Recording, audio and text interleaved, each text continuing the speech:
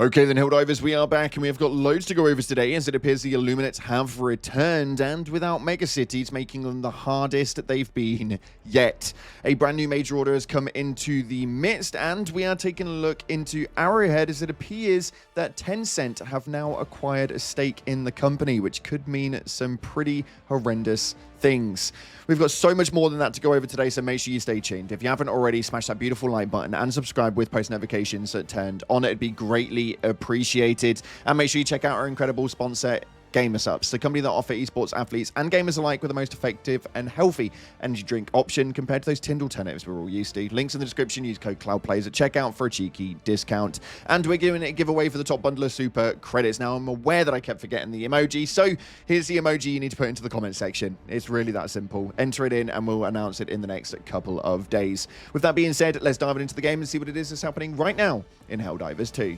So, starting off, we have got a brand new major order briefing, which is a bloody interesting one because it's brought the purple back to the map. This states right here, the first scattered dregs of the cowardly Illuminate invasion force have been located. These fugitive militants have been traced to several outlying systems, including previous combat zones already ravaged by the Illuminate.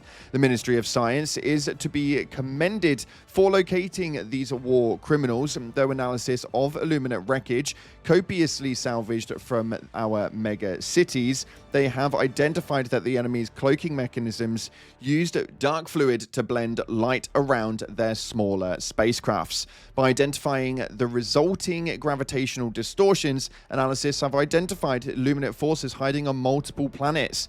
Orbital reconnaissance indicates expedited fleet reconstruction efforts, indicating these sites may have been pre-staged by the enemy in the event their invasion of Super Earth failed, as it did catastrophically. The Helldivers are ordered to liberate all identified hideouts. Intel believes that there are more Illuminate planets yet to be identified, and the liberation of these sites could lead to others. Now, this is absolutely huge because it's given us a 3-day major order, which states to liberate the identified Illuminate hideouts, to root out the enemy and help find where else they are hiding. So we have to liberate Mod, Hydrobius, Haldus, and Bellatrix. Now, these are 4 planets that don't have megacities. Just want to make that one clear. They do have the standard urban biomes, but this is making the game 10 times harder. We have got 3 days to take all 4 planets, which is a challenge to say the least, especially with the way that Helldivers is as of right now and the player base in hand, but it should be quite fun to say the least.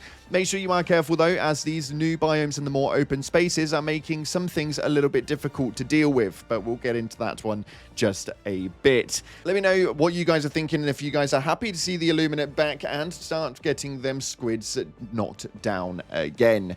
In other news though, it appears that everything seems to be going a little bit strange, as Tencent has acquired 15.75% stake in Arrowhead Game Studios, the development studios behind Helldivers 2, for 80 million USD. Now, there was an original article that went up by Breakit, but now since the news has come out, we've got all of the information coming up in actual English sites, so it means that we've got the full translations properly. It states right here that Tencent has previously founded or acquired shares in a variety of video game companies, including a new gaming venture with Ubisoft Games, total ownership of Riot Games, a major ownership position for 10 Chamber, and its own publishing arm, Level Infinite. Now, this is a huge one because Johan Pilestad actually made a statement on this. Apparently, this was done way back last year, but has now finally been made public. And Johan stated that bringing Tencent into partial ownership opens up opportunities for China as a market. Gaining access to the Chinese player base is a holy grail in the gaming industry. Now, the remaining 84.25% of shares are owned by Arrowhead founders Johan Pilestad, Emil, Malin, Peter, and Anton. Now, these are obviously the original founders of Arrowhead, but obviously now with Tencent actually coming into play and putting in around 80 million, it does make you wonder exactly what it is that's going to happen, as with Tencent generally comes ridiculous and extortionate microtransactions. This comes in with a lot, including Ubisoft, Roblox, Riot Games, and so much more. You guys already know exactly what representation they actually hold inside of this. Our biggest worry, at least for players, is what it is that Tencent are going to do and how much they actually have say in what it is that Arrowhead do with Helldivers 2. Now, do they actually have any stake purpose inside of Helldivers 2? We are yet to know. Is this going to be a focus recommendation for what it is that they do moving forward, as we know full well that the next title is not going to have a backing by Sony, so maybe it is that Tencent are going to have a more bigger input inside of that game.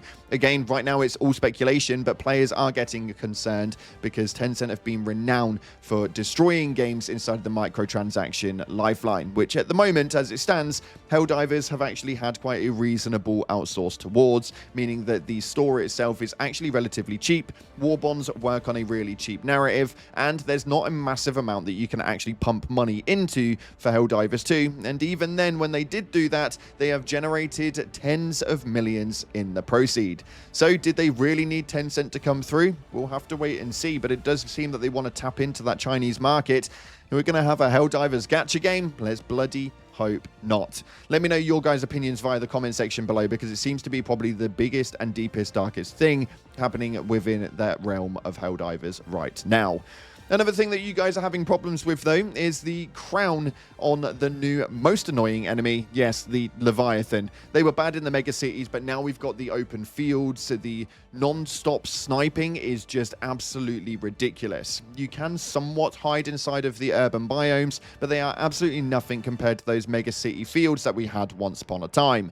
Now, what we've got is a load of open space and sniping central for days. And on top of that, on top of the sniping, we obviously have the stingrays, which are coming in by the bucket load. The gameplay in the background will tell you exactly how difficult this is and how much of a nightmare it is now becoming. But some of you guys want to be able to organize your teams and squads accordingly, and I actually really like this idea, because especially if you are jumping into matchmaking and you are not jumping in with a pre-made squad, this could genuinely help set up a narrative of what it is you want to do and how you want to operate. This post from the Reddit states right here, let hosts draw on maps. Pretty self-explanatory. Let people map out suggested paths for the missions. Now, obviously, it doesn't mean that you can control exactly how it is that people are going to play out, but I do think that in the pre-load lobby, where you are actually taking a look at the map and where it is you want to land, I think it would be quite good if you could draw on the map a direction that you want to take round, so that you and your team know exactly what it is that's happening without having to have your microphones on, as I know a lot of players genuinely do worry about being able to talk in public and stuff like that.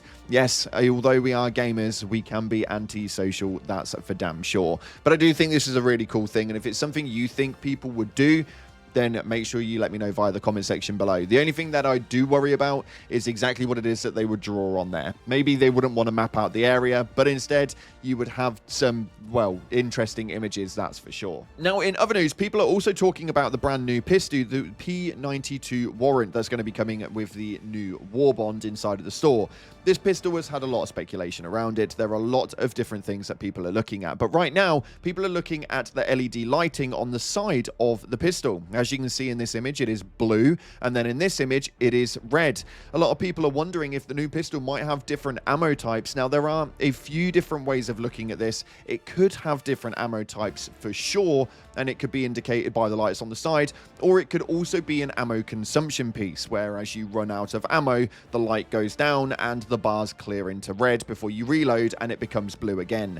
There are obviously different speculations. I would love for it to have different ammo types, especially with a little magazine popping out the bottom the way that it is, but realistically, the likelihood is that this will be an ammo consumption indicator rather than an ammo type indicator. Let me know what your guys' opinions are via the comment section below. Let's get a conversation about this one. We've not got very long left until this actually pings up in just a few days' time, so I'm sure that we will see very, very soon. But we're going to take a look at your top comments, as you guys had a lot to say in the last video where we were talking about the secondary weapon customization, which again was also indicated by the P92 warrant having some issues inside of the trailer versus what was actually in the advertisement images. There was like a scope variation and there was no scope on one. So People are thinking so much because of this weapon alone, but we're going to dive on into it. You guys want to get involved to the next one, then head down to the comment section, put something relative, and the top voted will enter the next video's top comments.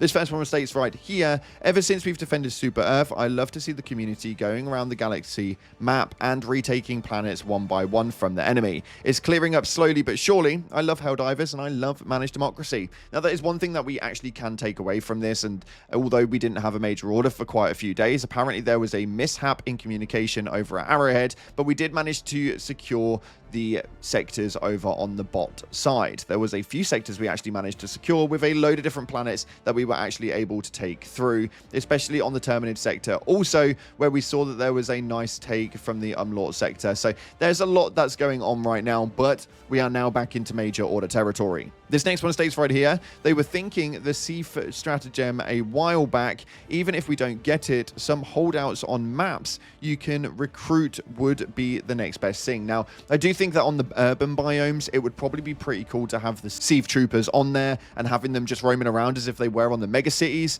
It's still technically Super Earth owned, so even though it is just an urban biome, I think that the Seaf should really be able to roam around there now that we've been introduced to them, if they don't want to introduce it in a stratagem format. But we already know the stratagem is out there from previous leaks known over the last year. This next one states right here, though, yeah, sidearm customization is needed in my opinion, and I do think this is something that needs to be coming at some stage or another. After talking to some of you guys in the comment section of the last video, something that they do want to see is the skin matchups. So whatever your primary weapon skin color is, say you do have the max out of the black and yellow with the Venus skin on your weapon, it would automatically apply to your secondary weapon. I think that this is definitely something that they need to look into, even if they don't want to add the customization schemes into it. Short term, that is definitely a workaround, that's for damn sure. And then having all of the customization come in at a later date for the secondaries could be something we look into. But it's been a busy day, and I'm intrigued to see where it is that we go next. But for now, you've got your orders for the weekend. We have to liberate 4 Illuminate planets. So get to your Hell pods, let's start causing some carnage. And my recommendation for this is to pop on the SMG The Knight. I'm having a lot of fun with it, although the gameplay in the background will speculate that it is a bloody nightmare right now. You guys will have a lot of fun with that weapon. So go ahead. If you haven't already, smash the like button, subscribe, post notifications turned on. Appreciate your faces. And as always, up until the next time, I'll see you in the clouds.